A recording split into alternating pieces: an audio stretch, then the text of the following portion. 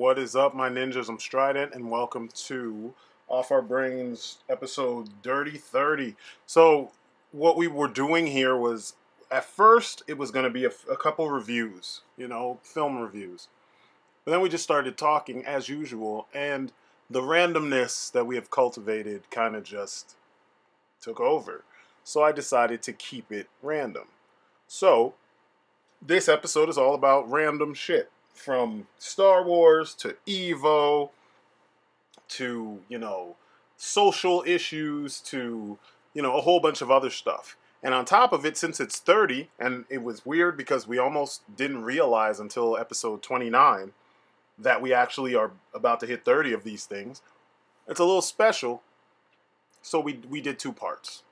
We were on here for about 4 hours. So you got an extra amount to chill and listen to and get into. The first half has me and Prime and Agent O.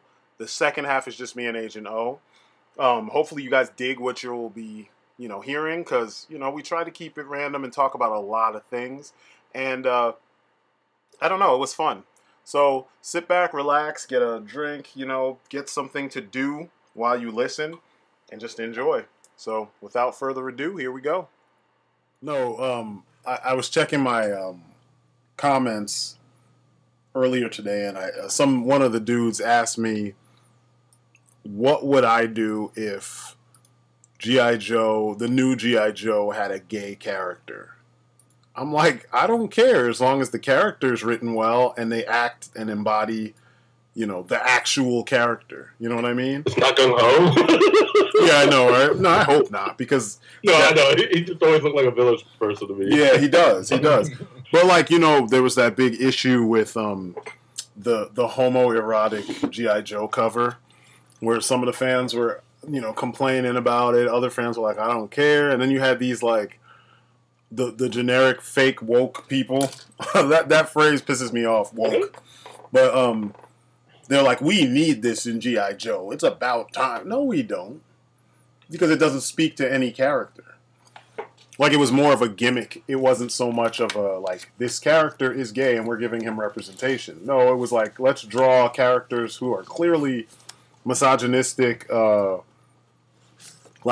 and that's archetypes, you know what I mean? That's their character, and then you draw them in gay positions because, handlebar mustaches and belly shirts.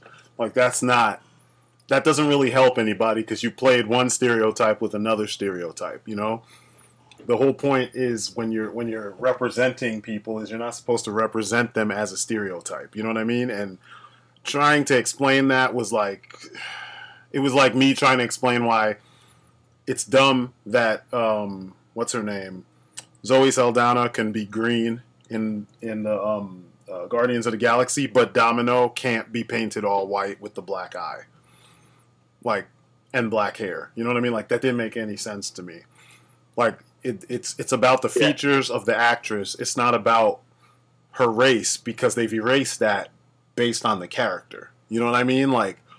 It's not a thing. They're mutant. She's a mutant, So her skin tone, just like Beast can be blue and so can Nightcrawler. You know what I mean? It's less about their race. Are they African American? Are they whatever? Are they what? No, they're mutants. That's the important part. But it'd be a lot harder to make Bishop a white guy with the M tattoo over his eye. It just kind of wouldn't.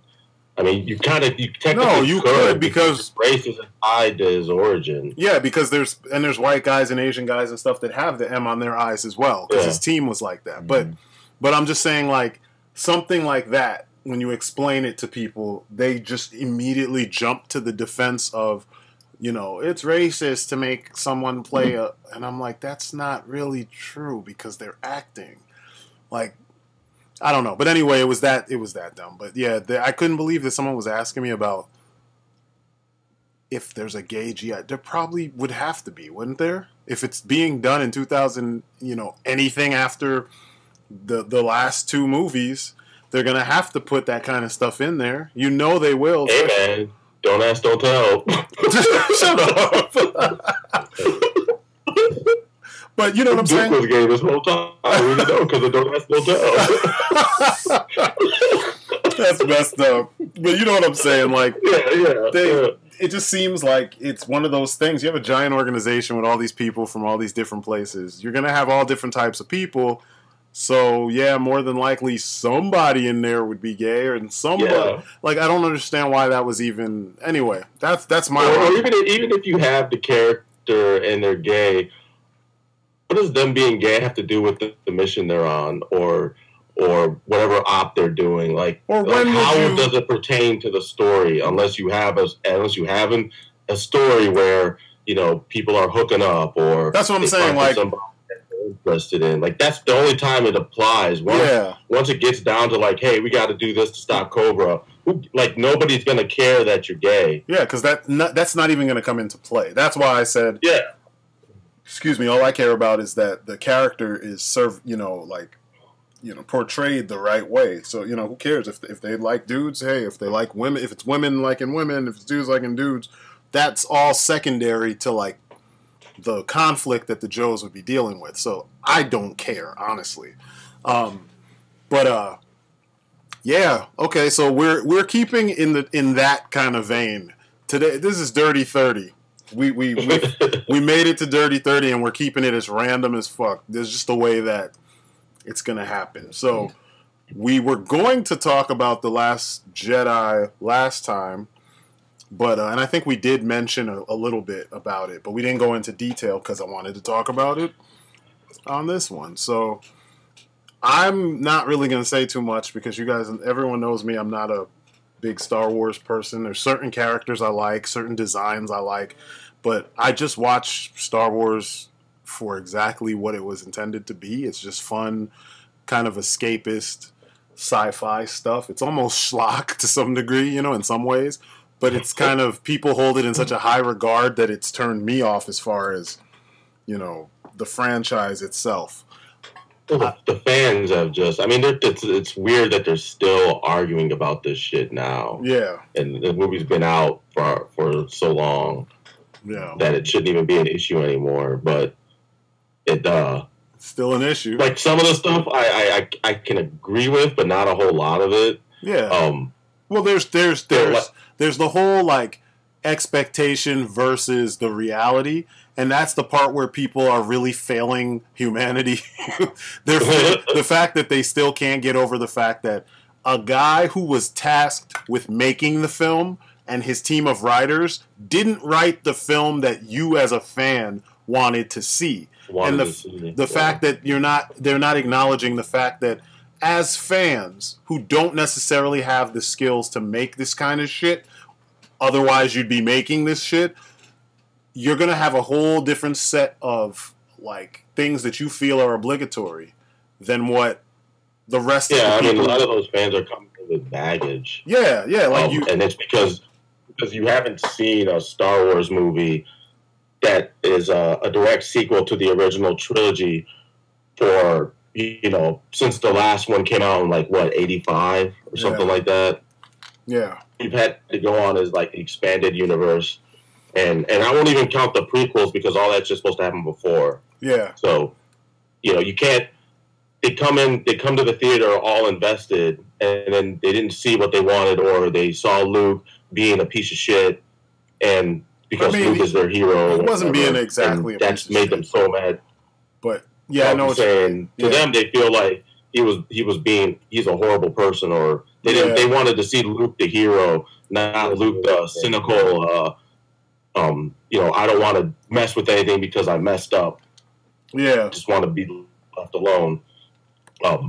Yeah, actually really liked Luke in this movie. Me too. He was real. It was like Mark Hamill's one of his best performances that you've seen him do in a long time. That wasn't voice acting. Yeah, No,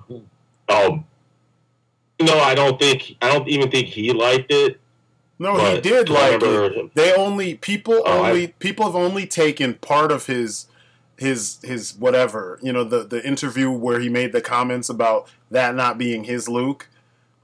There's so much. Yeah, there's I never listened to the whole thing or read the whole thing. Yeah, if you can find it on YouTube, the whole interview, and he says that, but then he says after he gave it a chance, he liked what they ended up doing with Luke.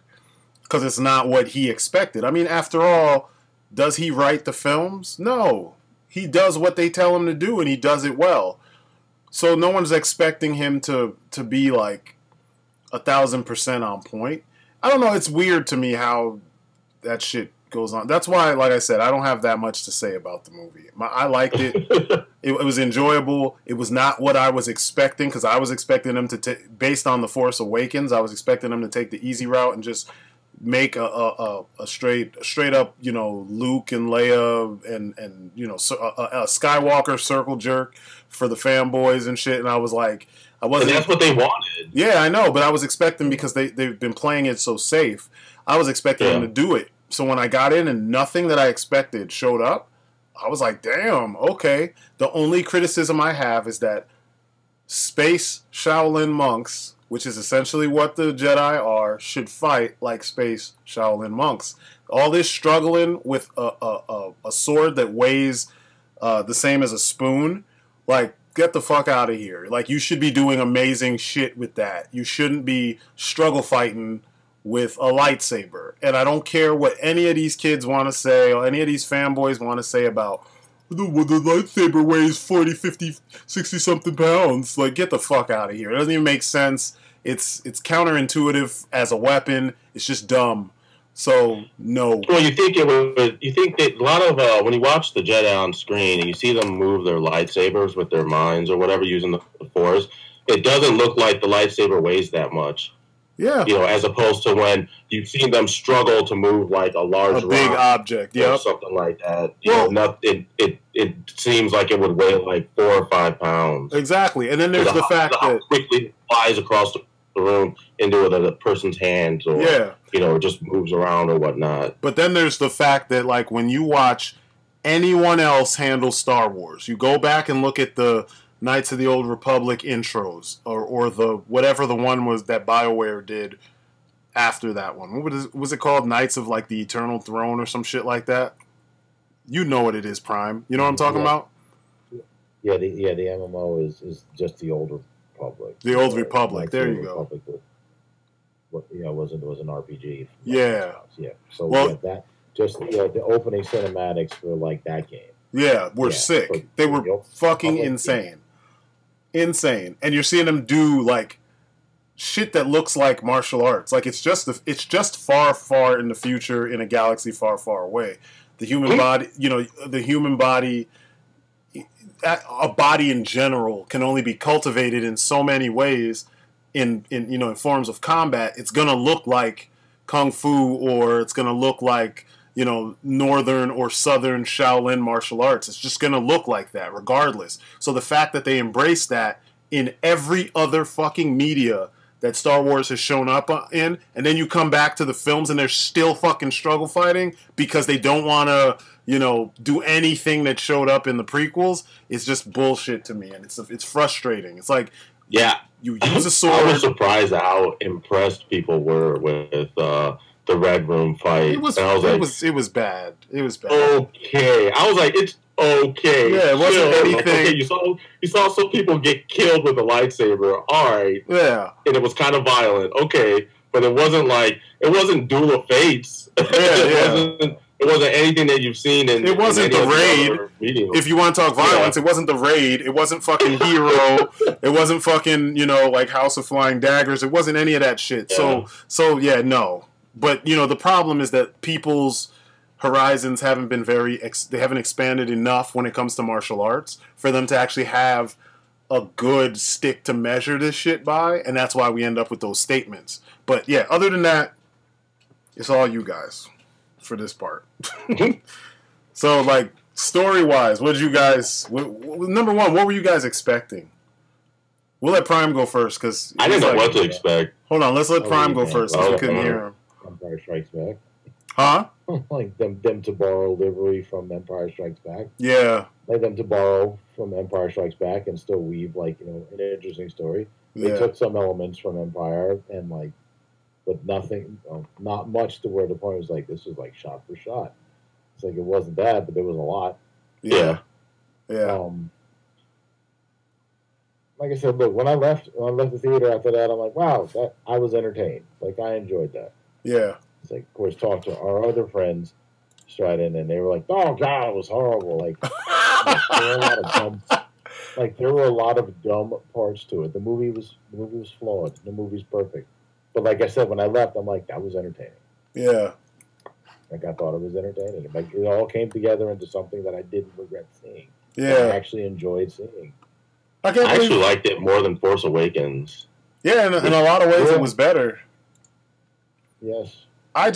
I like them for different things. I like different things about each film. Like, I get what they were trying to do with Force Awakens. You know, they were trying to obviously be safe, but they were trying to capture, like, 100% capture the old, spirit of A New Hope. And they just were like, hey, let's just make history repeat itself. And they did it. But here it felt like they were trying to, like, I mean, the plot was so, like, they beat you over the head with what the damn idea was. That's one of the things I don't agree with Movie Bob on, when he was saying, like, it's not actually telling you to let go of old things. I'm like, actually it is telling you let go of old stuff. They only say it. The director even said it. Yeah. Like, they're telling you that, like, what was is done. It already happened. It's done. This is it's a new time. It's a new generation. New shit's going on. Let it happen. You know, embrace the new shit. But, yeah. Now, Luke was even saying it. Mm-hmm. You know, that's why the Jedi needed to end, because it needs to become something else. And that was always that's always what I felt like when they showed that in the trailer, and people are like, oh my God, the Jedi Order's going to do. I'm like, no, it's going to stop what it is now. It's going to turn into something else. It's going to change. It's going to change. Okay. Yeah, it made I don't know. Watching it made sense. This is why, like, I feel like I don't know. I shouldn't say like certain people should like review or talk about movies, but like to movie and understand like the themes, because you become so clouded with what you want to see in a movie, you shouldn't be talking about it. Yeah, honestly.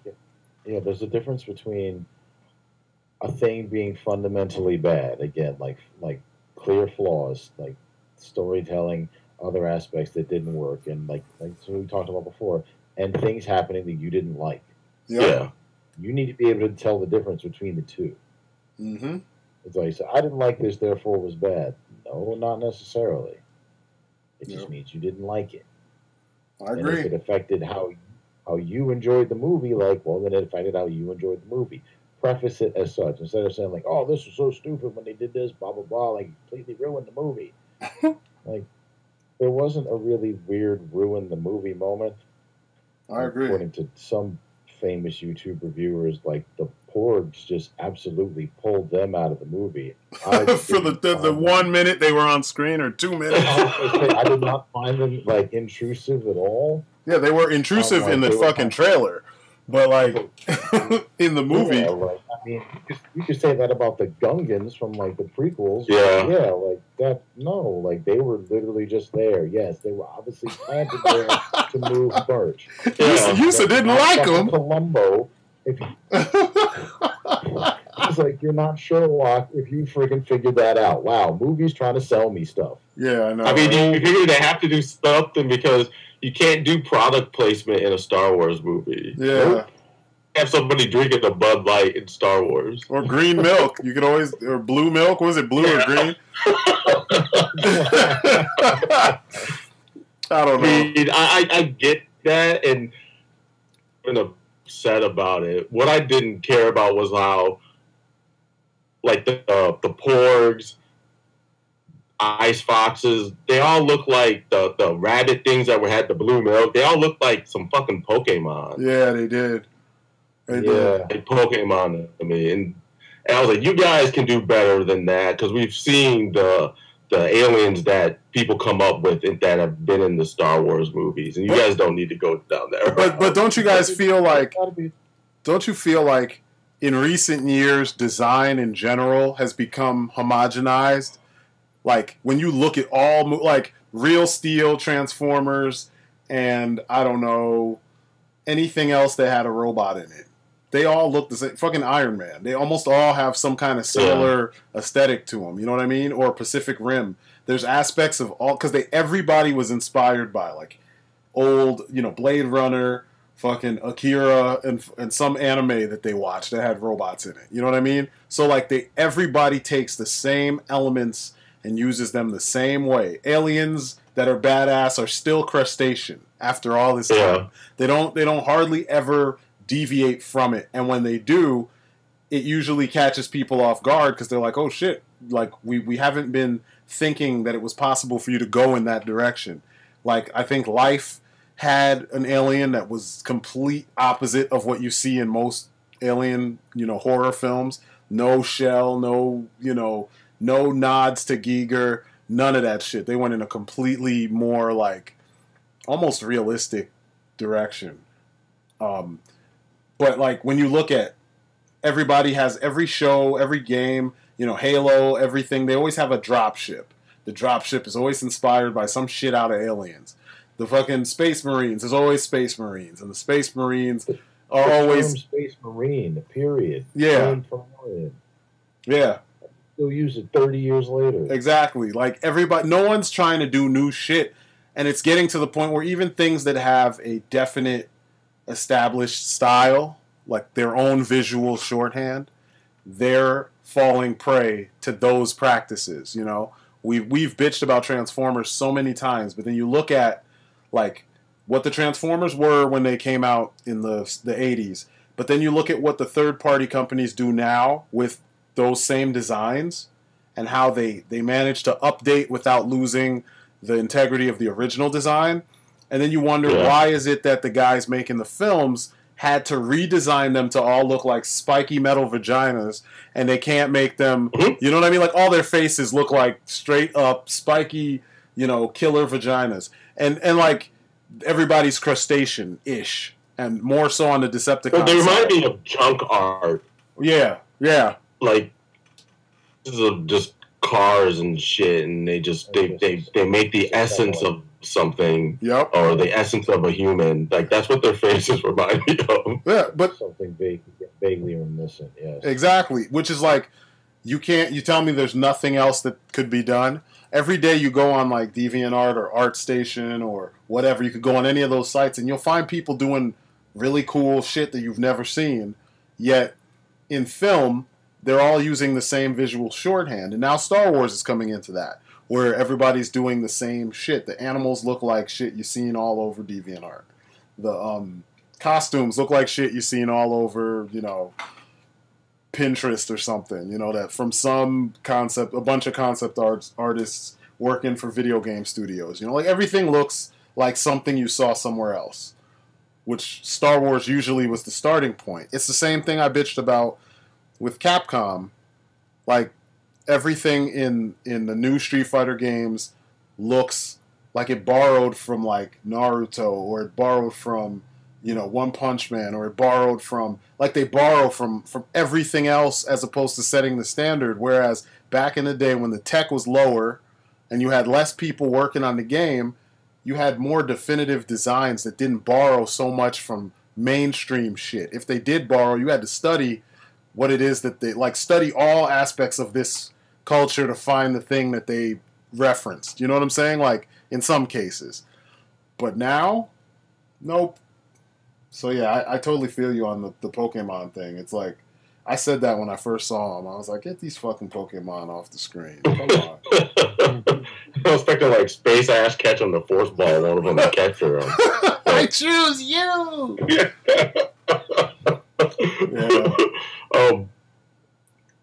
I mean, go as far as the movie though, like, because I've been wanting to talk about this, about Rose and Finn, and because so many people, they hate them. hate that whole part. They hate them, then they hate that whole part that they had in the film. And I won't argue when someone says that there's their entire story arc out of the film. It wouldn't, but it does in a way, because it wouldn't what? It wouldn't work? They said you wouldn't miss that if they took all that out and let the rest of the movie play out. It would still play out, even though Poe sent them on that on that mission or whatever. But you would also have 100% less Benicio del Toro. I know, right? You gotta have him. I will kill you. You need him. He has to be in the. You have to have some of him. But it brings me to my other thing. Like change is one of the main themes of this new movie. But also, I think it's because you talk like the Rebel Alliance failed. Luke Skywalker talks about how the Jedi have failed, and the Jedi have fucking failed. Like I was saying that even before, like after the prequels, I was like, the Jedi suck because how do you have the two most powerful Jedi in the council? You have Yoda and Mace Windu. Neither one of those motherfuckers realized there was a Sith Lord in their midst. How was in their midst? Yeah, like King Dingaling. Like he should have been coming to the Senate hearings, playing the fucking John Cena theme, waving his hand in front of his face. None of these motherfuckers saw him. I agree. Yeah. I know. So when he finally said that shit, I was like, "Thank you," because the Jedi do suck. Even the dynamic of like the real dynamic of the Jedi and the Sith is like, look, the Sith are obviously like they are driven to rule. It's like through tyranny and like control. It's like the Jedi are like, oh, we're not really fighters. I'm like, really? I mean, they will, but like they are reactionary. I'm like, by the time you react, it could be too late. Yeah. Like if somebody decides to kill everybody at your training facility. Oops. I know, right? Or all of a sudden you're leading a bunch of troops into war and then they shoot you in the fucking back and you didn't know, you didn't feel a shift in the force or anything. That's what I'm talking about. If that was done by droids, I could understand that because naturally you can't read the emotion of a droid.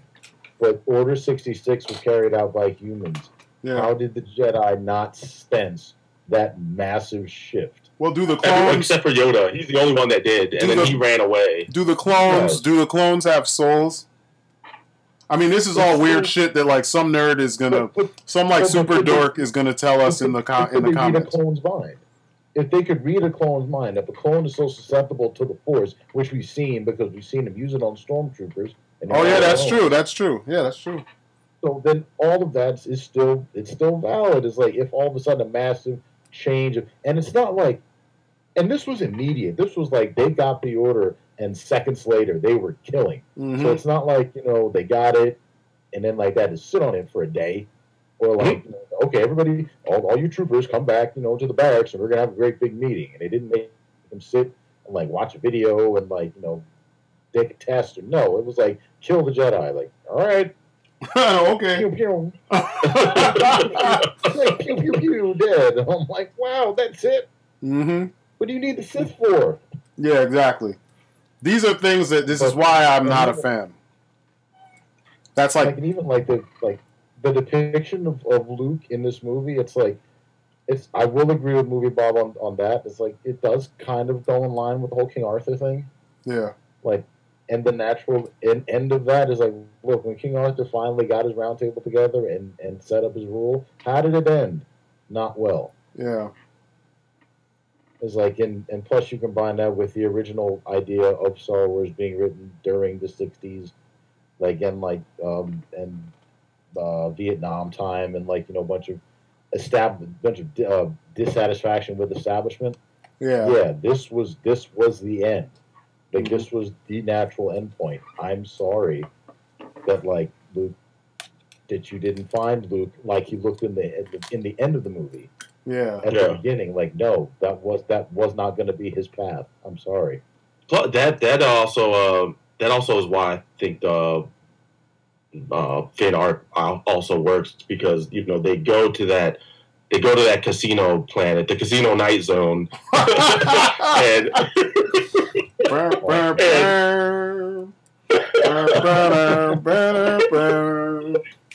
and I get it, like it's very ham-fisted, but it makes sense. That's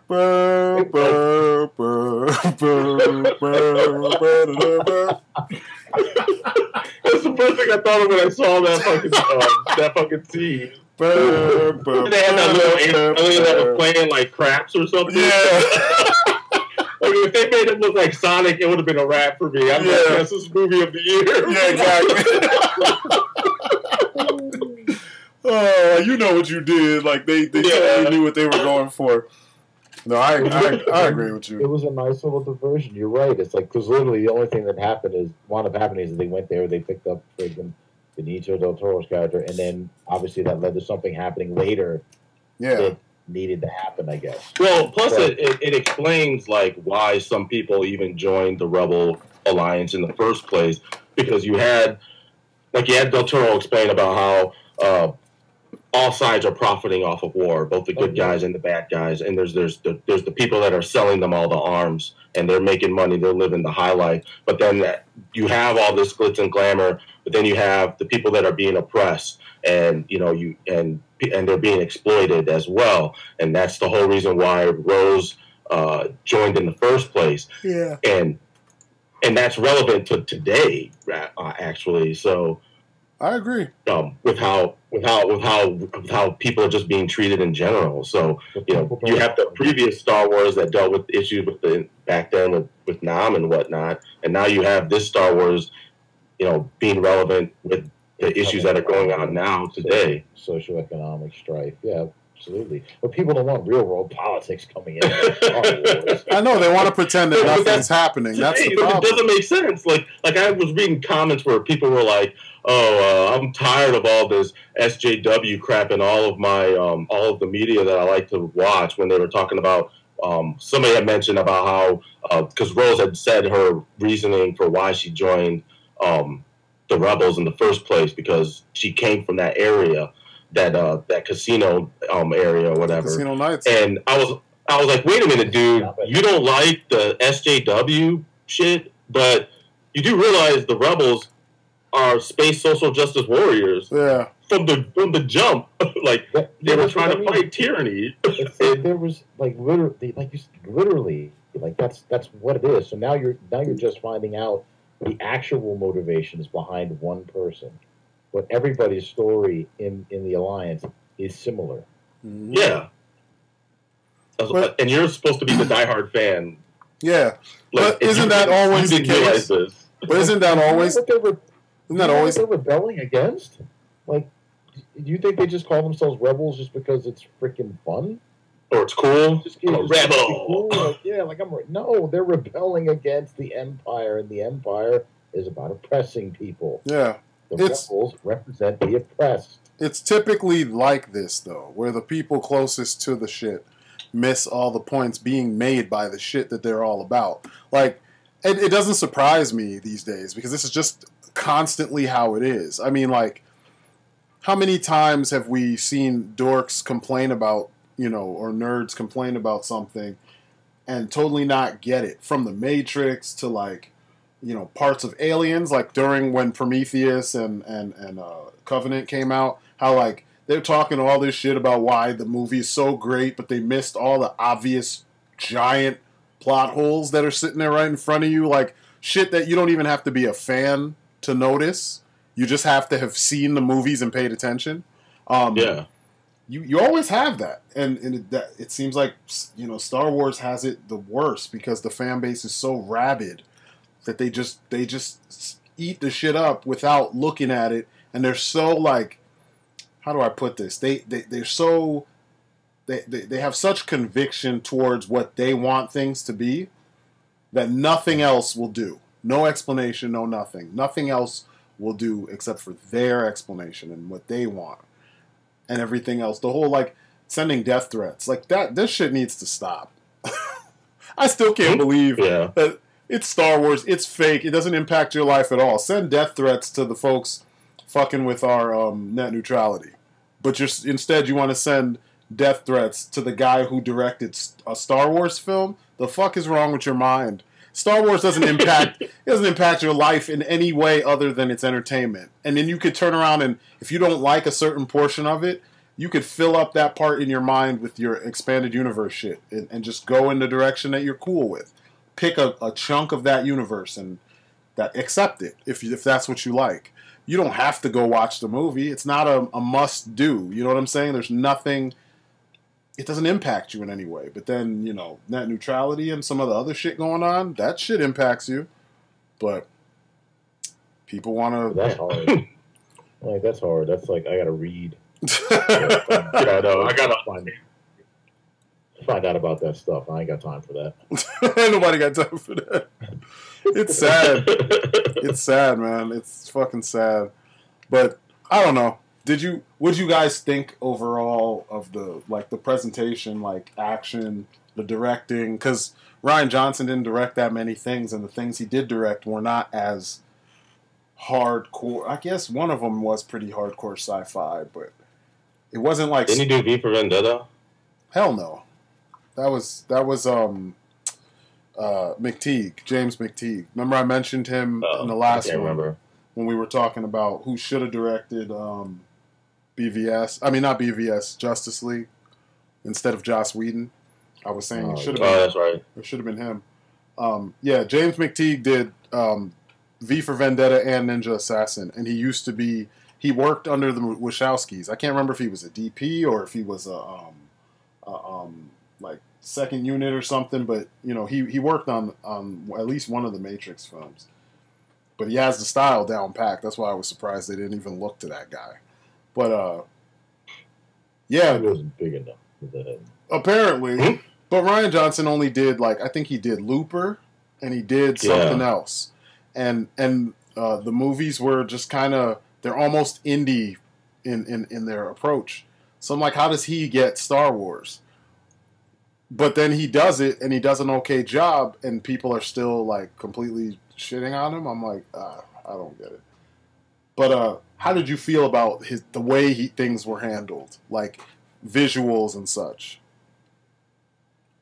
I mean, I didn't have a problem with the stuff I saw. I think a lot of that helped with them filming on location in some of the where some of the parts of the movie took place. But it looked a lot better. It looked way better than any of the prequel movies because so much of that shit was behind green screen. We're not going to shit on the prequels already. That's already been done. I'm just saying it felt fresh again. Yeah. Because they shot in a lot of these places that it felt like you could reach out and touch and feel that shit, whereas opposed to some of the prequel movies where a lot of it just felt so artificial. Yeah. I agree. What about things that we had never seen, like the Lightspeed, that Lightspeed crash? The Lightspeed ram. That shit was dope. I thought it was. It was. I'm like, I thought it was really dope. I was afraid of that too when it was happening.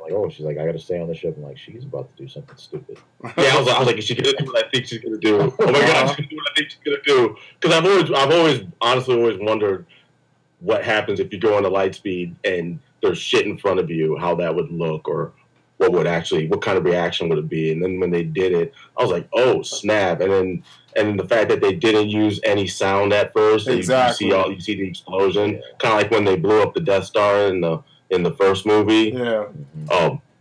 That it just the whole theater is just fucking quiet. Mm-hmm. And it was like, damn, that was a dope ass moment. Yeah. Definitely. Yeah, I think they did good there. Yeah, it just different is the key word. It's the big word for the film. Everything was different. For some people, obviously, they're going to think that's bad, and for some people, I mean, it doesn't bother us because it needs to be different. It's been stale for too damn long, man. I don't understand how folks don't see it.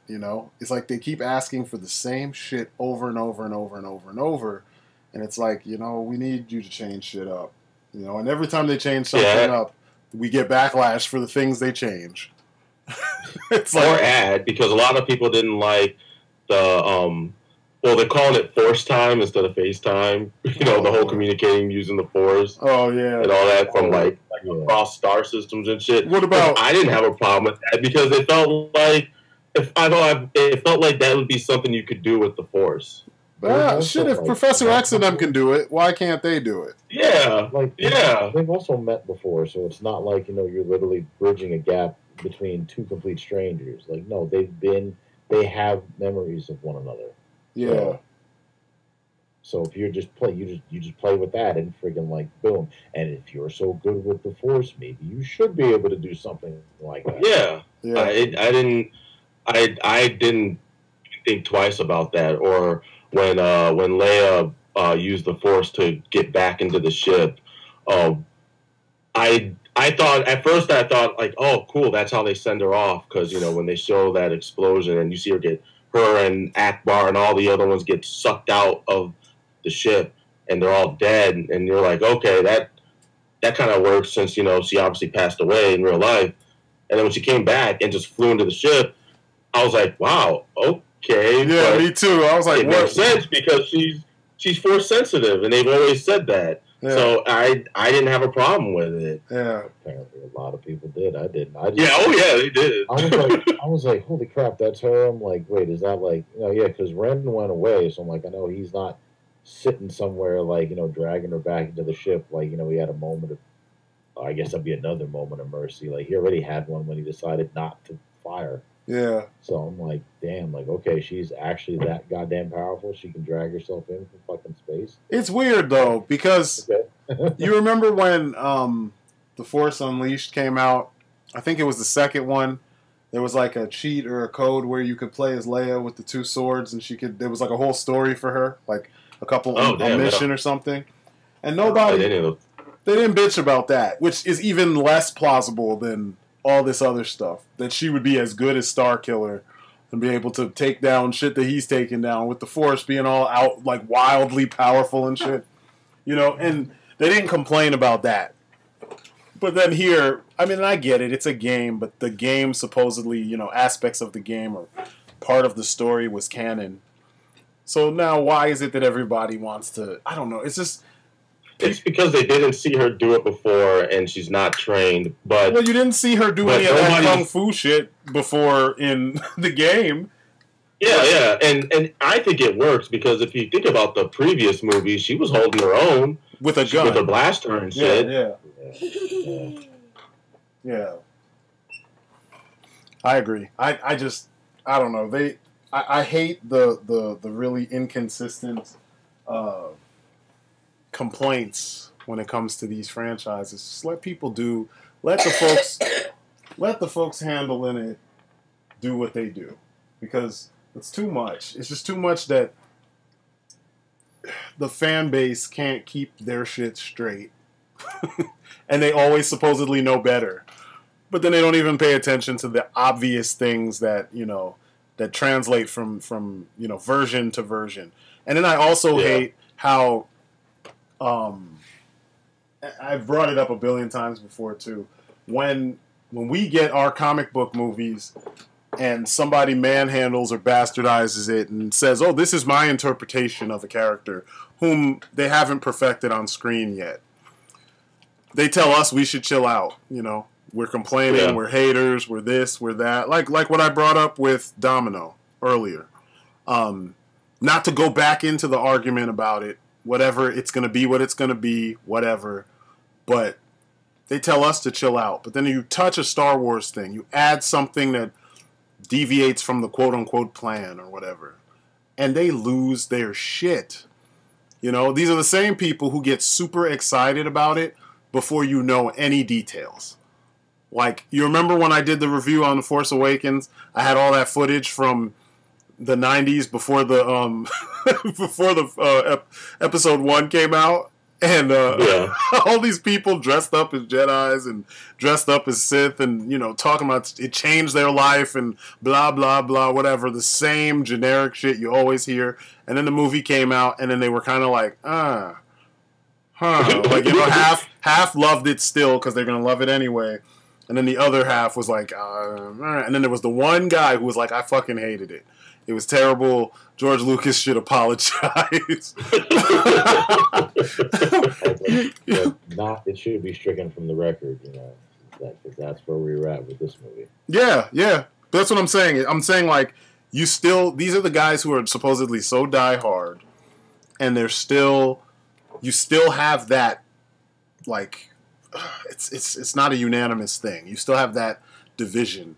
You still have this like, you're diehard about what this thing is, but you don't like how it's being presented to you by the people who have always been presenting it to you, then you really don't get what you're watching. You know what I mean? Like, if they say this is how it goes, this is how it goes.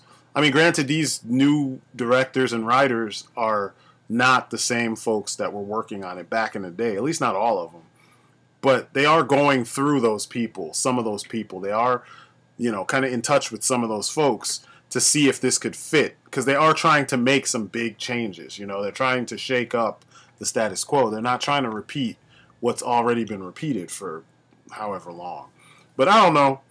People are they're going to say what they want, and they're going to complain, and people are probably going to attack us in the comments like they usually do when we say something that doesn't fall in line with their, Bring it. Yeah, that's how I feel. I'm like, you do. Come at me, bro. I know, right? If you must come at me, then come at me, bro. Yeah, I really don't care about all that shit. It was an enjoyable film.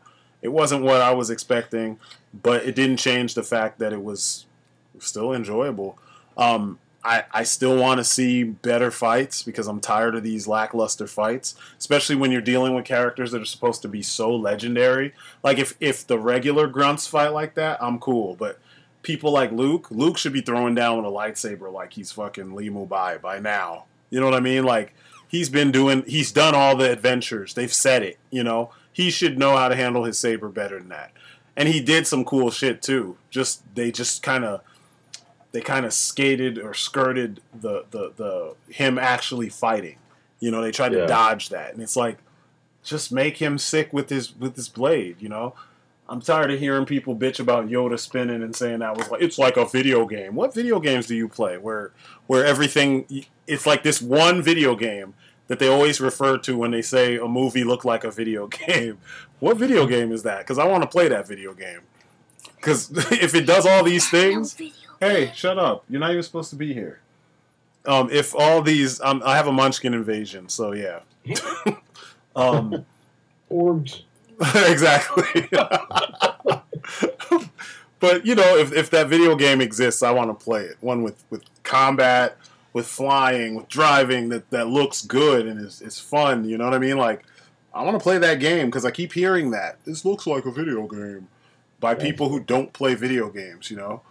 That's what the next generation of games should have, a game that actually combines all of those genres really, really well. Yeah. And no, I don't. Battlefield. Yeah. Well, with a full on story, not just a 4-hour campaign or something. Yeah. So that'd be nice.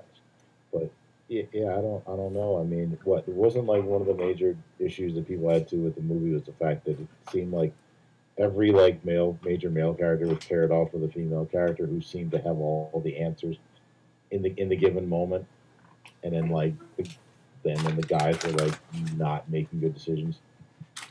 Well, because there was Poe who decided to sacrifice an entire fucking squadron. Yeah. One damn dreadnought. But the problem with that is, and Rian Johnson had explained it was Poe's character was originally supposed to die in the first movie, but the guy playing Poe begged him to keep him alive, and so Finn's role got split in half in this movie because that was all supposed to be Finn, because it's supposed to be Finn making all those rash decisions, and then leaving and running to go find Rey, then getting caught by Rose, and then them devising the plan to go down to the casino planet and find the master code breaker. But because they needed to give Poe something to do, they split all that in half and had him doing that. So I mean, and a lot of people don't know that about the film, and that's why it played out the way it did. Big surprise. Yeah, I like Oscar Isaacs too, but it is interesting that they decided to acquiesce to his request. No, please don't kill me. Please. And I'm not saying... I want to live. I want to live. No. And then he did. I'm like, all right. So, because that's what I'm thinking. Like, all right, there's a spot for him, but it's called like an actual rogue at this point. That's true. And he needs to straight up, like...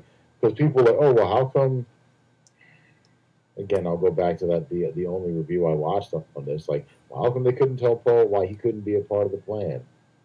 Why did Poe need to be told why he couldn't be a part of the plan? Could it be because he got an entire squadron killed? Yeah, maybe you don't get to sit at the big kids' table now. That's true. Like, why do you need to be told this? You should be lucky you're not in the goddamn brig. Yeah. Yeah. You know, I did love that opening scene though. Like that whole battle, the whole space battle was pretty cool. But it's because Star Wars. Like, Star Wars has tons of these kinds of, like, little kid storytelling issues. You know what I mean? Like, it's Star Wars. That's why I get mad at people who act like the shit's high art. It's not. It's never been that deep. I mean, they try to give you some philosophical things to think of, like perspectives to think of through certain characters, but it's not some shit that you need to be acting like is perfect. It's not perfect. It's not cinematic perfection. It never was. So, I don't know. You can like it. That's fine. If you like it, it doesn't mean it's good. Yeah, and it doesn't mean it's perfect. Or it doesn't mean it's perfect. Yeah. It doesn't mean it's perfect.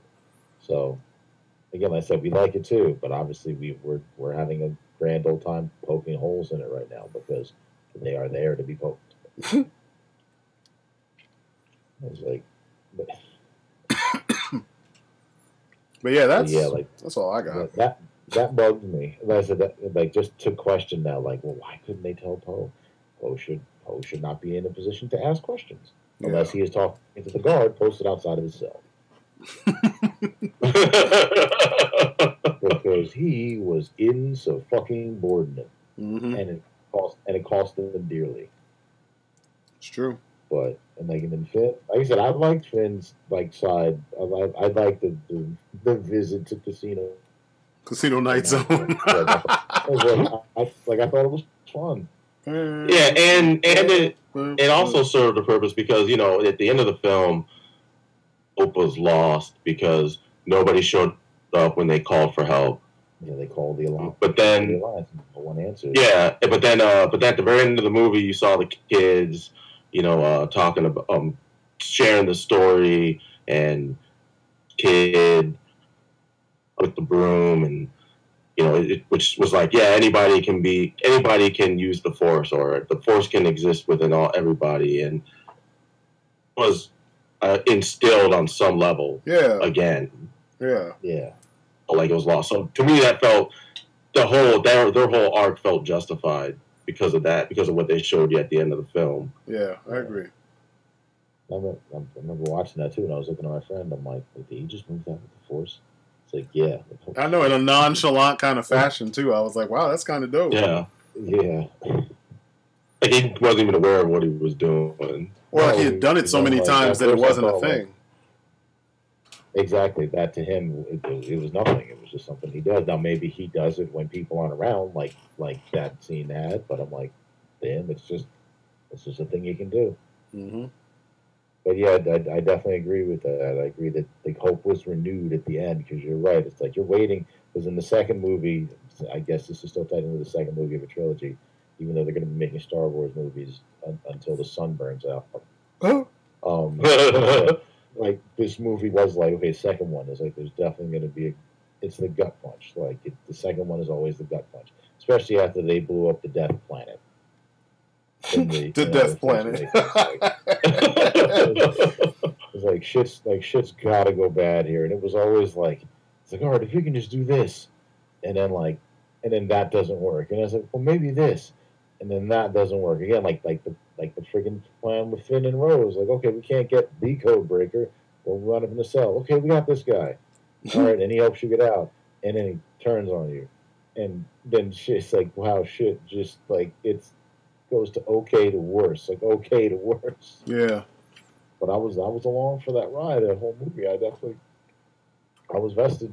I enjoyed a lot of it. Yeah, it was good stuff. It was good stuff.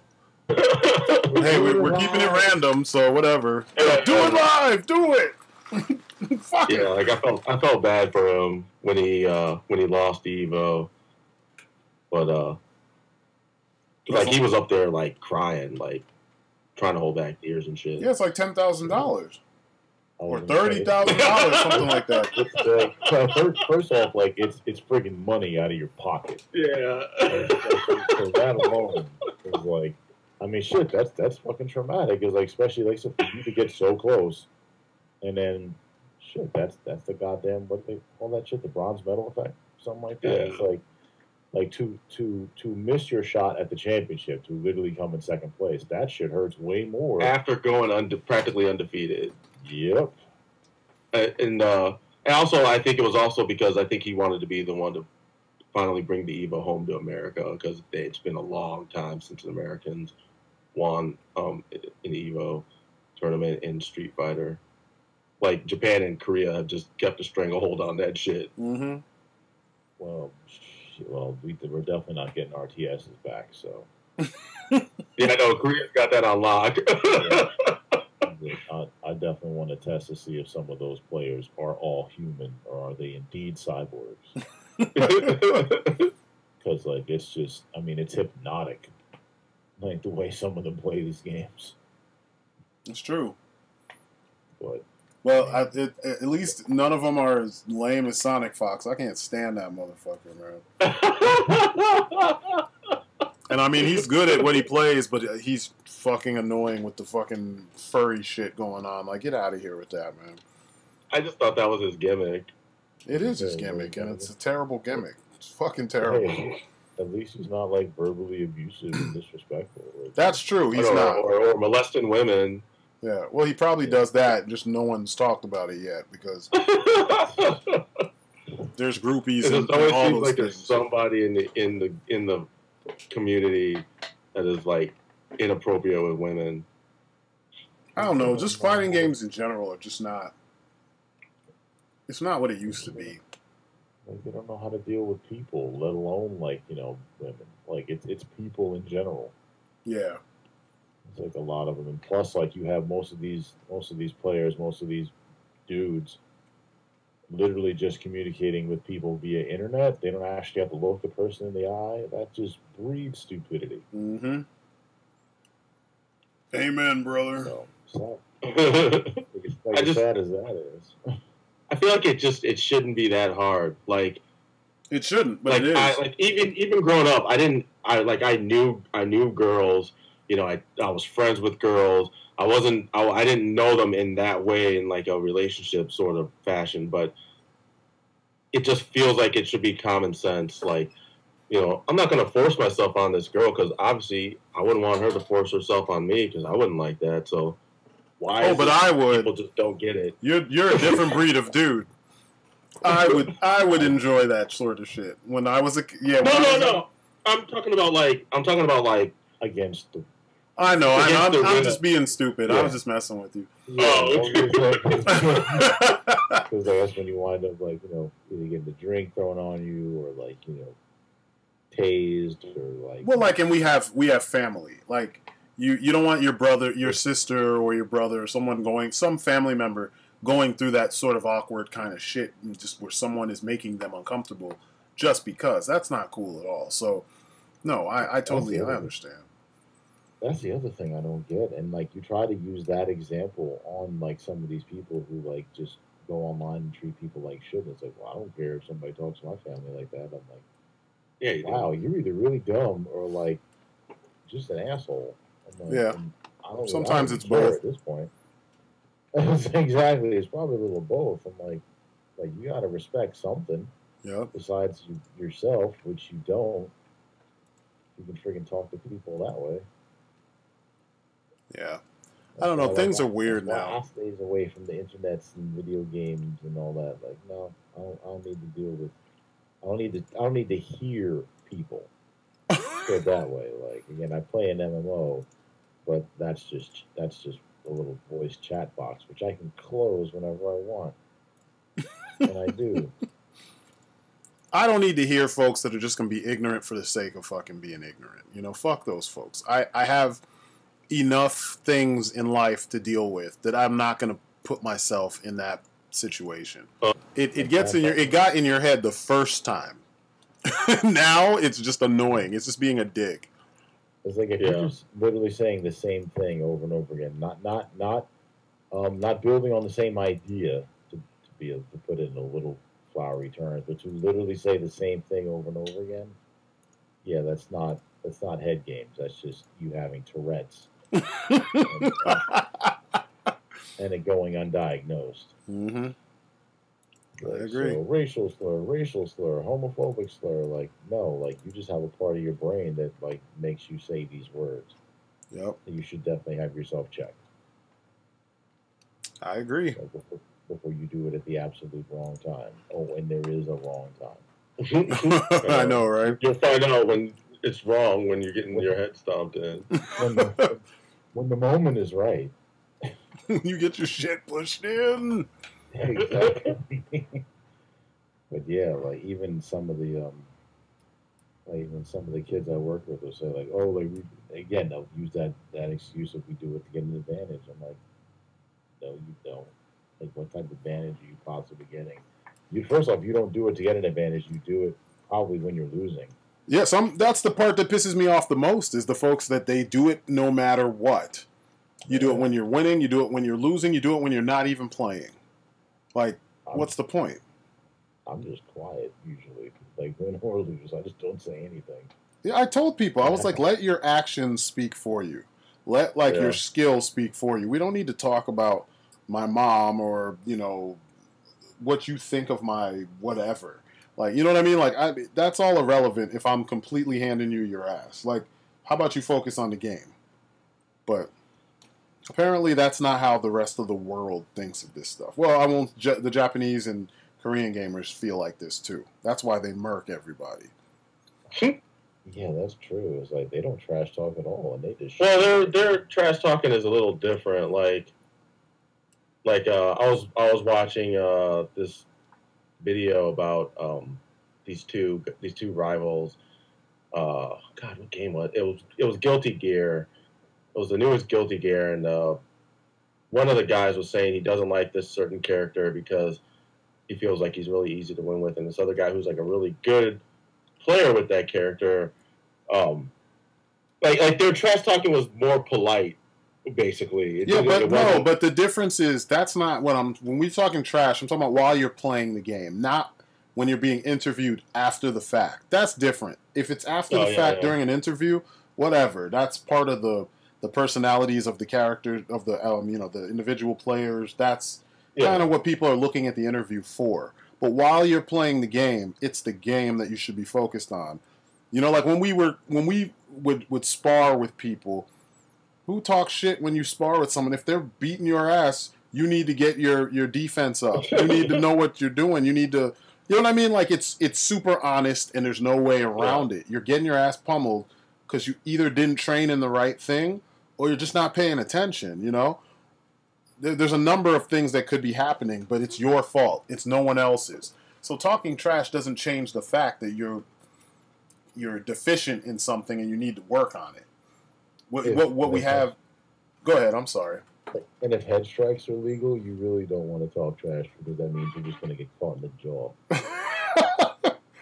Well, it's like if that's the issue, it's like spend more time in that thing that you're deficient in and spend less time talking, because it doesn't change the fact that you suck. I don't know, and it's weird because like you'll see this thing where like when and this is why I get tired of watching the gameplay. Not only are the players lacking in imagination, once they find a play style that everybody wants to adopt because it worked, that everybody else does the same thing, but then you go in the comments and then people are saying, "Oh, you're terrible because you didn't do this," or "You suck because you didn't do this," or "You didn't know how to do this. I would have done blah blah blah." Who the fuck are you? Like, where are you? Where can I see your skills at on display? Exactly. Nowhere. Yeah. That's exactly what I thought. But it's you see it everywhere. Because it's freedom of speech. I'm allowed to say whatever I want. Yeah, people can say whatever they want back to you too. Exactly. I just it bothers me. It's one of those things I fucking hate, and it's why I can't really watch a lot of this stuff. I mean, like I've been watching a lot of Injustice too, and I love how a lot of the games are respectful. Like, no one's really talking shit. But there's things that people will do, like when Sonic Fox plays as Captain Cold. There's some certain things he does that they consider disrespect. Or when Honeybee plays as the Flash, he'll do certain things that come off as a taunt. You know what I mean? Like things that like would get a lesser player in trouble. He'll do those things and survive, and or he'll do it multiple times to kind of goad the person into attacking him. And the commentators are exclaiming at how dude's being reckless and disrespectful because he knows he would normally get lit up from that shit, but he's not doing it. Or I can't stand the commentators either. Good lord. Well, for just for fighting games in general, they're just annoying. They're annoying. There's one I actually really like, but I can't remember his name. He's usually doing Tekken 7 commentary. Yeah, the whole Tekken, Tekken's whole scene just yeah. That good, eh? I don't know. Fighting games just for me, I'm gonna play my own games. I'm not gonna focus on what other folks are doing. If I need to learn something, maybe I'll watch. But other than that, nope. Yeah, I don't get it. Like you said, just watching certain people play and then just like completely aping their style. Like,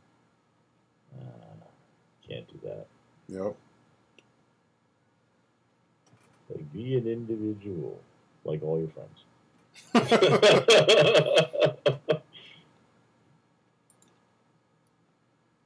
It's just weird. It's just weird to me because that's why so many people fail. They spend more time imitating other people instead of developing their own way of doing stuff.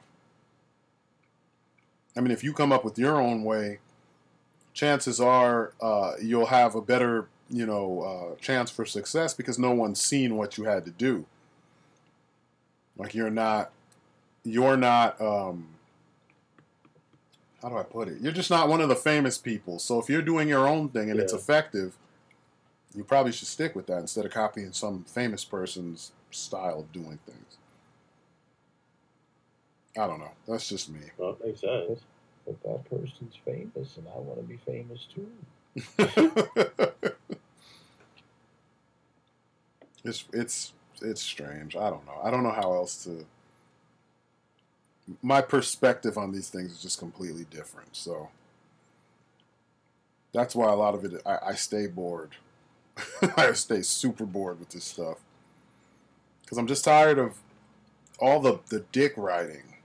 That's the part that just frustrates me. It's the same thing with a lot of reviews. Everybody's got some kind of goofy voice, and they say, like, just tell me if the fucking figure is cool or not. Like, I don't know.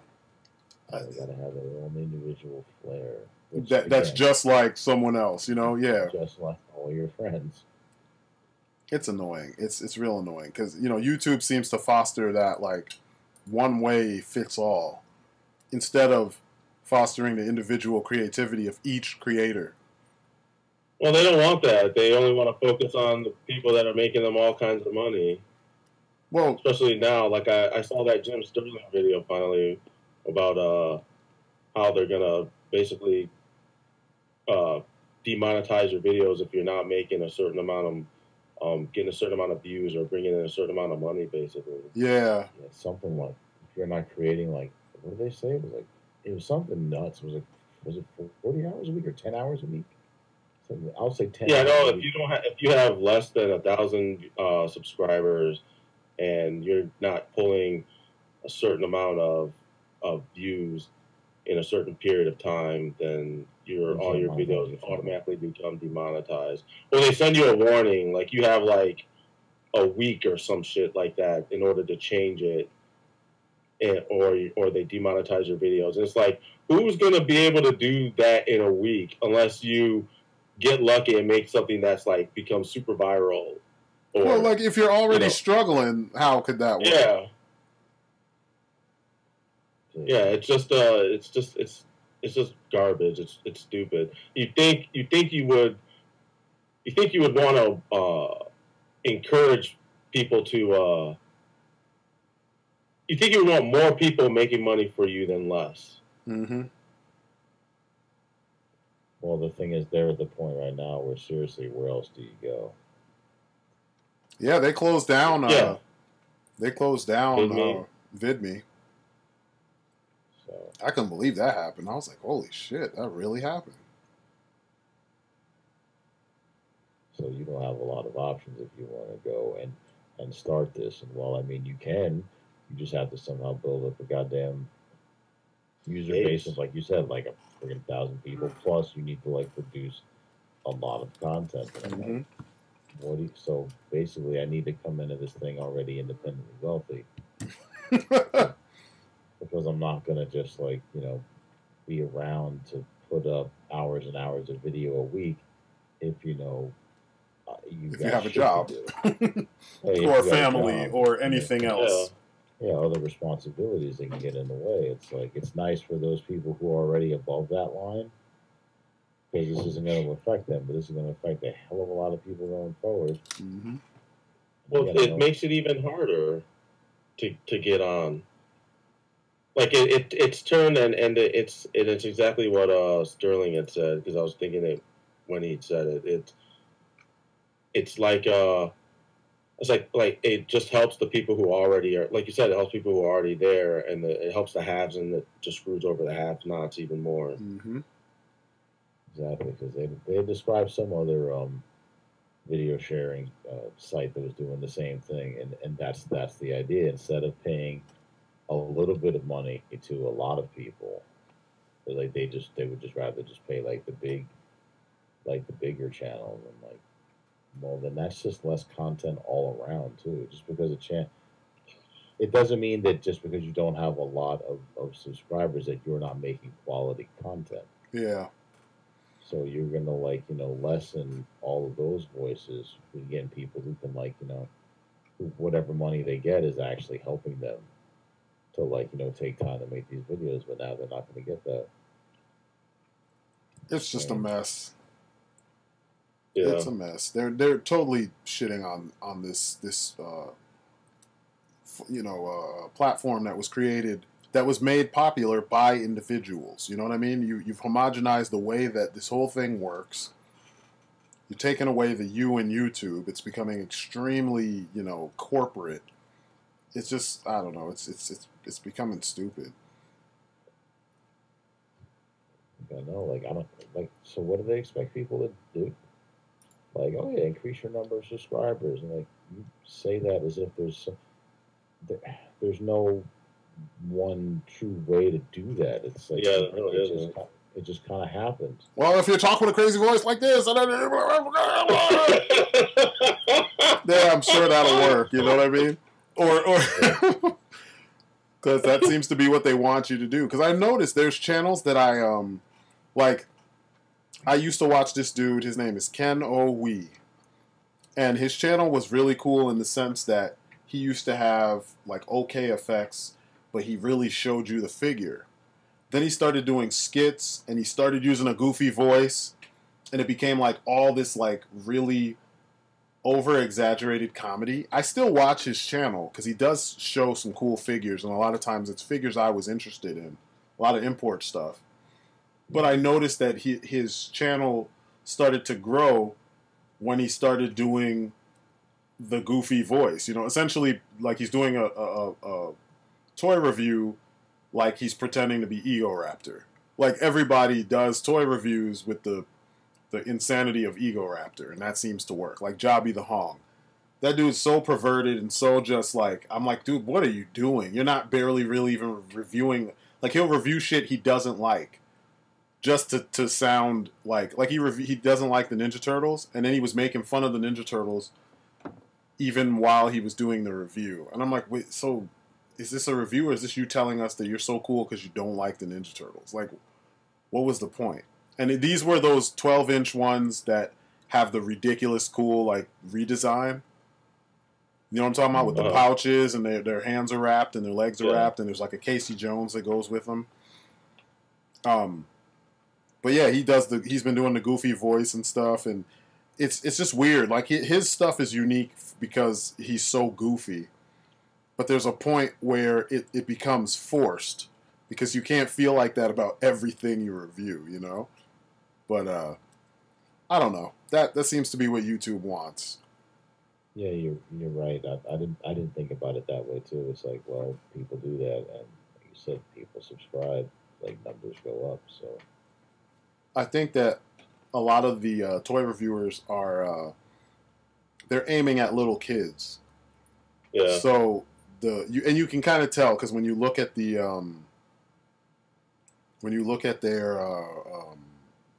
the comments, the things that they say, like the questions that they ask and stuff, it's like stuff that an adult wouldn't ask. You know what I mean? Because they would totally know, especially if it's something you've said in the past. You know, like the adults are paying attention, the kids aren't. The kids need you to keep telling them the same thing over and over and over. Or like, you know, kids asking you for the toys that you're reviewing. It's like, come on, guys. But you see that a lot in those videos. no. Like, my mom won't buy this for me, so please, can you please buy this for me? Can I have it, please? I'm like, ugh. Sorry, little buddy. No. Oh my god.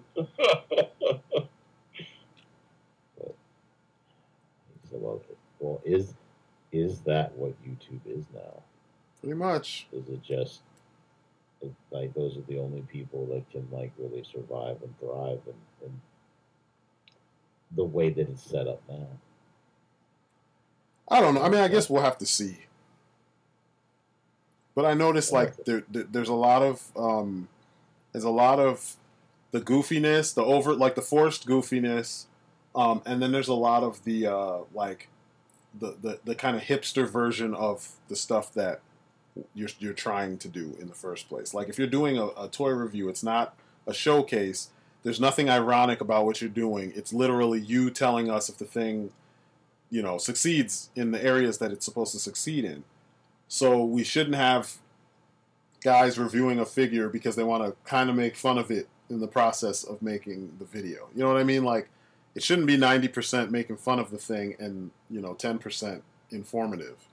But there's a lot of that. So apparently that's better. Or a lot of, like, just mimicking other people.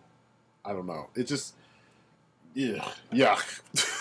That's all I can say. How is it that shit is successful, but like doing your own thing or being creative fails unless you somehow win the social media lottery and your channel takes off? Well, when everything is, other people start copying what you're doing. Well, everything is determined by an algorithm. So like if you figure out what that is, then there's your sign. You know what I mean? Like that's the thing that people are chasing.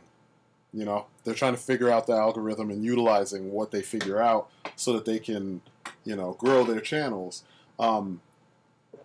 It's just, I don't know. It's like they're trying to push the creativity portion out because everybody's doing so much of the same shit.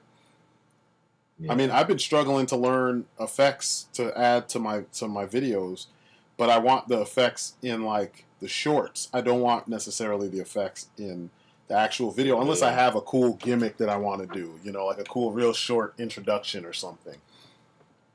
But most videos you see, like there's the stop motion guys who put their stop motions in their reviews, which is ridiculous because that shit takes forever. And some of these guys, they do it on a like several videos a week basis, you know what I mean, or several videos a month type of basis, and it's like, you know, that's lots of hours for that 5 minutes of animation. So for them to be able to put, and sometimes it's not even 5 minutes, it'd be like 30 seconds, but they put in hours to get that, you know, and they're putting that in all of their reviews and they're doing reviews in time with the releases of these, you know, shit that just dropped. But then you look at their view count, and they have like 400. I'm sorry, their subscriber count. And they have like 400 subscribers. That's it. Or 1,000. They've just hit 1,000. It's like, what the fuck? Like, that makes no sense. Meanwhile, the guy who's talking like this, he's got, almost 1 million subscribers. And it's like, but he's not really telling you anything. And if he is, you can't understand it because of that goofy voice. It's just one of those things. That's why, this is a hobby. Because if it was a business, then it would be just like everybody else. Yeah, you definitely have to just be like everybody else. Like, all right, the object make money. What are the people doing that make the most money? All right, do the same thing. just like the real world. Just like, ape the ideas of successful people and hope that they don't sue you. I know what I'll talk about. I was thinking about this before. All right, Prime, you might be able to get in. You should probably, if you can, look it up while we're talking and see what you think. See if you can. But so I picked up The Power of the Prime's Rodimus, or Hot Rod, or no, Rodimus Prime, and it's an evolution figure because it turns from Hot Rod into Rodimus Prime. But the Rodimus Prime is really weird, but the Hot Rod figure looks like Rodimus Prime when you transform him into robot mode. I was going to take him back, and then I looked, I was sitting there and I had him transformed in robot mode, and I'm like, this looks just like Rodimus Prime. Like, even with the black legs instead of the gray legs, like when Hot Rod's boots are gray, and his when he's Rodimus, they're black. And he has more lines on his face when he's Rodimus, and he has less lines when he's Hot Rod. And there's all these little things, But have you guys looked at those? I've only actually seen like the Power of the Primes, Optimus, and Jazz. I didn't see the Hot Rod or Rodimus Prime. You should look it up if you can. There's a lot of things. There's a lot of weird. There's an Optimus also. The Optimus looks like the MP10, but like kind of upgraded. Like in universe, he looks like he's been upgraded. Not that the toy itself has been upgraded. There's just a lot of extra details on him. And they're kind of cool, but there's so many little goofy things to me that keep them from being really, really cool. And I've heard people nitpick the hell out of them, and then I've heard people kind of not go as hard on them as they should, and I don't know if that's because they get free figures from Hasbro, so they're trying to be nice, but, like I watched a handful of videos where I was like, is it good or not? And you don't really get a clear answer from these guys, but you should check them out. Prime, you should check them out because, like, unlike the the Stunticons, they're not $50 a pop. You know what I mean, for each figure. So you probably and they're in stores right now, so you'd probably be able to actually get one if you found one that you like. $50 a pop and friggin' 140 for the leader, and which makes no sense. It's like they all should have been around the same price, or you should sell the lead. If you're going to buy the leader and he's going to be more expensive, he should come with at least 2 of the other guys. Do something to make it easier for me to acquire the team, It's not about ease. I know, it's all about the money. About the money. Okay, it's just your memories. Look at how good this figure is. All right, just pay us and you can bring it home. They'll just pay you how much? What? hey, I'm practically giving it away. Well, no, you're not. Exactly. It's like practically is not actually. I agree. Freaking Hot Rod. It was kind of funny though because part of me didn't want to get him because I kind of hate Hot Rod, but at the same time, when I was a kid, I loved his car mode, his vehicle mode so much. Like that's one of the coolest future cars that they've ever done. Yeah. And I remember as a kid, like I loved it. I just hated who he was in the story. But I had Rodimus Prime when I was a kid, and I traded this kid wanted my Panthro figure for Rodimus Prime, and I was geeked because I mean it looked just like when he was transformed in car mode, he looked just like the Rodimus Prime in the film. But when you transformed him into robot mode, that's when I realized that I made a mistake. Because his like he was like a stick, like a popsicle with arms, and that was it, you know. And it just was a pain in the ass to try to move him around and do anything with him. And I just was like, fuck, and I couldn't try to trade back because the kid moved like shortly after that. It was like maybe a week or two later the kid moved. So yeah, I was stuck with this terrible transformer. In the end, I ended up trading him for Sergeant Slaughter and the Marauders, or the Renegades, whatever the three guys that were in the movie. I think those were the Renegades. And I was much happier with them than I was with Rodimus Prime. But I had always, in the back of my mind, I always wanted a good Rodimus Prime. And then I saw this and I'm thinking, oh shit, this is probably a good Rodimus Prime. And then I get it and it's not really as good as I was hoping. I was wrong. I mean, it's still good, don't get me wrong. Like it's still kind of cool because of the, what their gimmick was, but yeah, it's not the upgrade that I was expecting. So that kind of hurt. It kind of hurt me deep.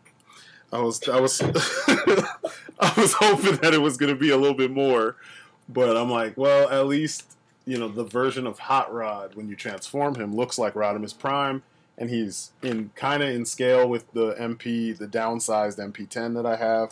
So I was like, I'll take that.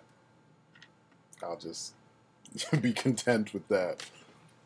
I think, well, okay. And when his vehicle mode looks like the way he was drawn in the movie, but it's not a better Hot Rod than the Titans Return Hot Rod, which is fucking dope.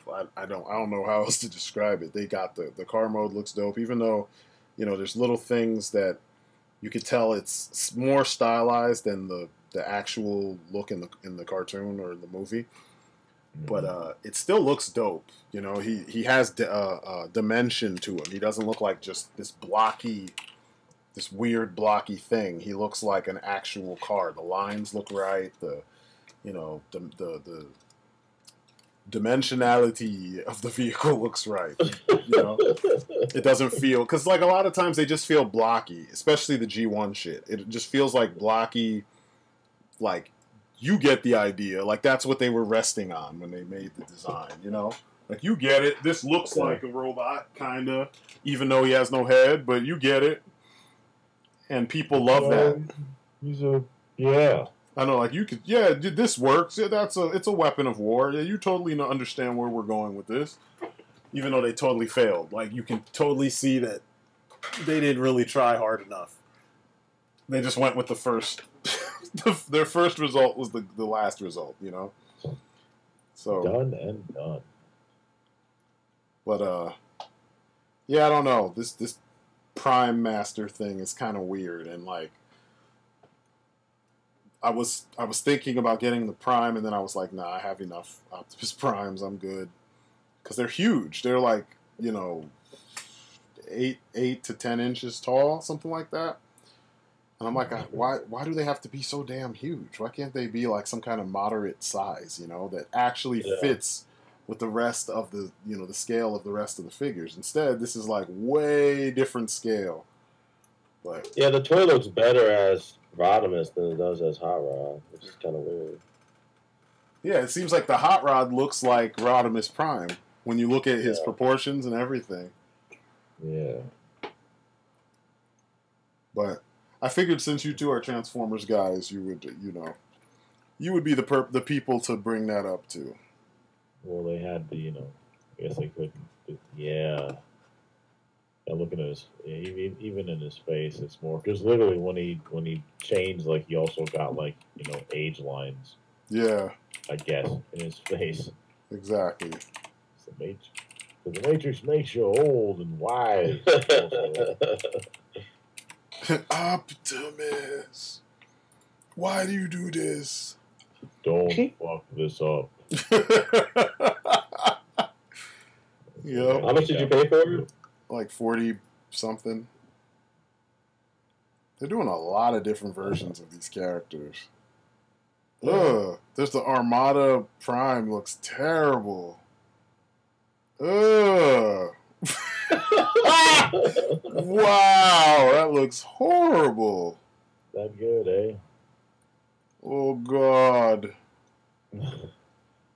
That is ugly. Wow. Wow. And they actually said, like, this is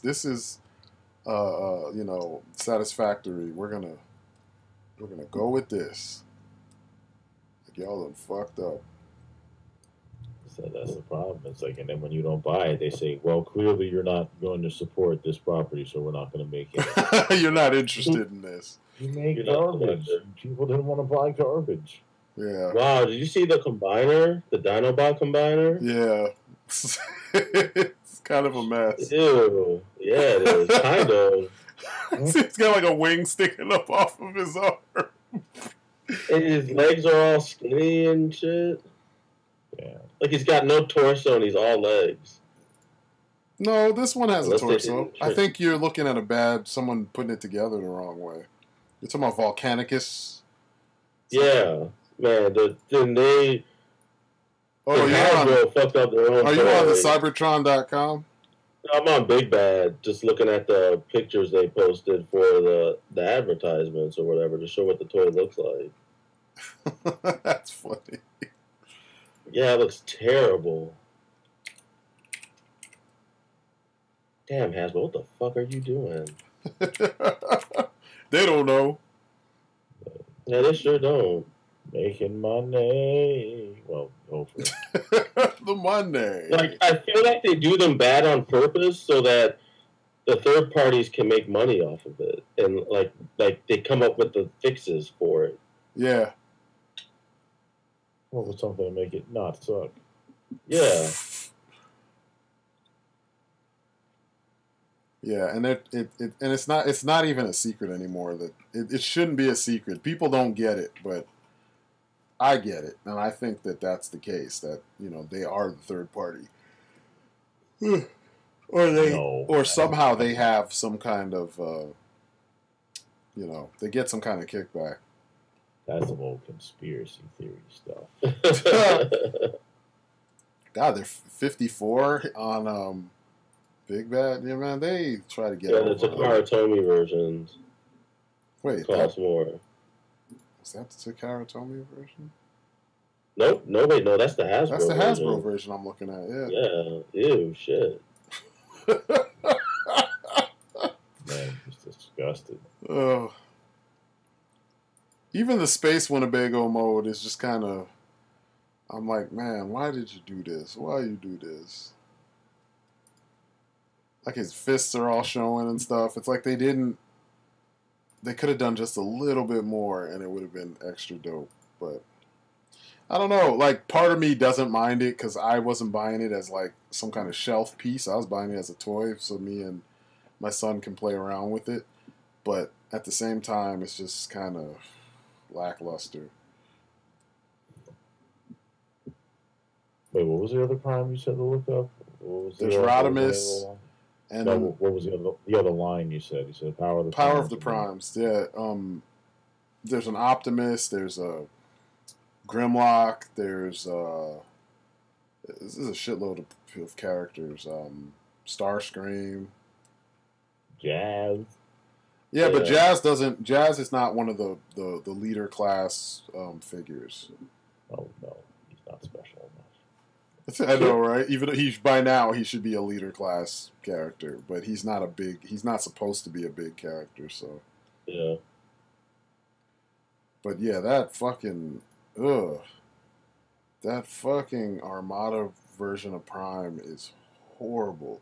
It's like they took the Rodimus Prime parts for his back portion of the back portion of his, body or whatever, and they hooked it up to an Optimus Prime, you know, the Armada style Optimus Prime, and then when you put the armor together, it's just as ugly, ugly.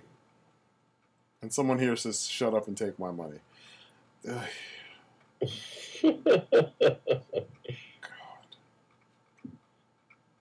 Yeah, for the audience, you guys should check out. There's a posting of it on Cybertron.com. And if you just do a search for Power of the Primes, it's one of the first 6 images that you see. I want to say it's the 5th. Yeah, 5th image you see right before Rodimus Prime. It should be in, I mean, usually they come up in different order. You know, like if I tell you to look it up now or whatever, but it should be in the top portion of the first couple, you know, searches. Bless you. Thank you. God, and it's funny because Armada Prime was ugly to begin with, but then this version of him is just ugly. He's ugly. It's so ugly. I don't want any trouble. It's pretty ugly. Say my mom says I'm cool. I know, right? I'm beautiful. Say nah, me sure. I'm beautiful. Suicide Squad was garbage. I'm sorry, guys. What's up, my ninja? Strydent here, and I wanted to get you aware of something that I'm trying. This year I'm going to be doing some different things that are all more art related. So I've decided to team up with Teespring and put some of my artwork up on their platform and see how this stuff sells. See if you guys are interested, just to get some work out there. The artwork is kind of, you know, displayed in several different ways, so you have options. But right now we have 2 designs up there, and I want to see which ones you guys like better, which ones, you know, get more attention. But you have 2 choices right now, and those choices are my Ultimate Street Fighter imagining of Ryu and this sexy image of yours truly. Now, those will be up until Wednesday, so I want you guys to go on there, check them out, see what you think, and depending on the reception, I will get more stuff up there. And more stuff, and more stuff, and more stuff. And we'll keep this thing going. You guys will get more artwork. I will have more artwork out there. And, you know, I will feel the love. Which ultimately is the goal. So, thank you guys for watching. Thanks for listening. And that is it for me, as always. You guys have been great. And I will catch you on the next video. Peace outside.